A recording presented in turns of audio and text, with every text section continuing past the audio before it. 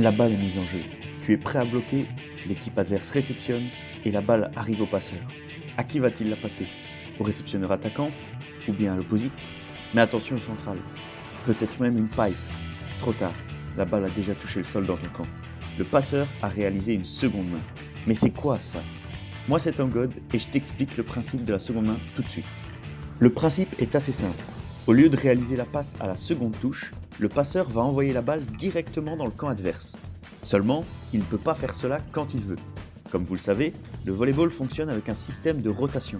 Si vous ne le saviez pas, je vous renvoie vers cette vidéo où j'explique ce système en détail. Les joueurs se trouvant sur la ligne arrière ne peuvent pas envoyer la balle dans le camp adverse si la balle se trouve au-dessus de la hauteur du filet. Attention, la balle est considérée comme au-dessus du filet si elle est complètement au-dessus de la bande blanche. Sur l'image ici, la balle à gauche ne peut pas être envoyée chez l'adversaire par un joueur arrière car elle est complètement au-dessus de la bande, contrairement à celle de droite qui peut être envoyée de l'autre côté par un joueur arrière. Techniquement, le passeur peut donc faire une seconde main même s'il est arrière, mais cela relèvera plus d'une simple balle placée plutôt que d'une seconde main. On parlera de la seconde main uniquement quand le passeur sera avant pour une meilleure compréhension de cette vidéo. La puissance d'une seconde main peut largement varier, allant d'une légère touche de balle pour la faire tomber dans le camp adverse, à une attaque plus classique. Ce qui importe le plus pour une seconde main efficace, c'est que celle-ci soit discrète, car si vous faites cela de façon trop prévisible, l'adversaire vous bloquera facilement. En parlant de bloc, c'est le réceptionneur attaquant qui sera normalement en charge de bloquer une éventuelle seconde main. Mais s'il se laisse avoir par le passeur en pensant qu'une seconde main arrive, il risque de ne pas arriver à temps pour bloquer l'opposite adverse. Revenons au passeur. Si celui-ci est gaucher, il aura une plus grande facilité à placer une seconde main car il pourra utiliser sa main dominante pour placer ou attaquer la balle.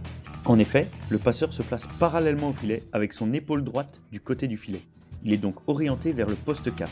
Si vous ne connaissez pas les positions, je vous renvoie à nouveau vers cette vidéo où j'en parle en détail. Résumons maintenant les éléments clés.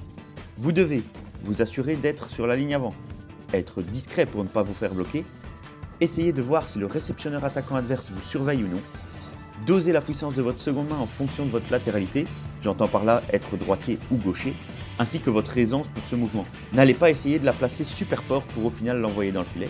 Croyez-moi, après cela, vous aurez trop honte pour regarder vos coéquipiers dans les yeux. Et pour finir, n'en abusez pas.